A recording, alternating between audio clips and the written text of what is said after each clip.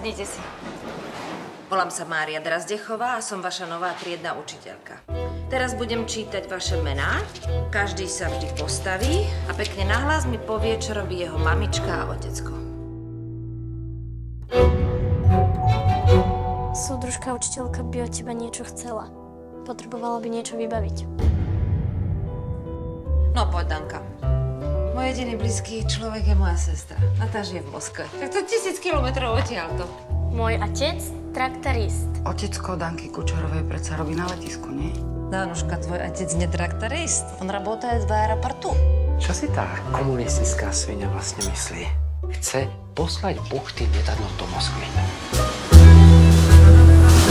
Ty nepoňala zadanie? Jasne som povedal, že nič podobné robiť nebudem. To už je tretia petorčička, Danuška. Neviem, čo bude na vysvedčení. Som veľmi rada, že sme sa dnes zišli na tejto mimoriadnej schôdzi z RPŠ. Toto je možno šanca, ako sa jej zbaviť. Ty vôbec netuší, čo sa v škole deje. Čo je na tom zlé, keď si ľudia pomáhajú v núdzi? To sa všichni bojíte? Vy sa dúfam k tomu svinstvu nemienite pripojiť. Je tu ešte niekto, kto sa chce sťažovať?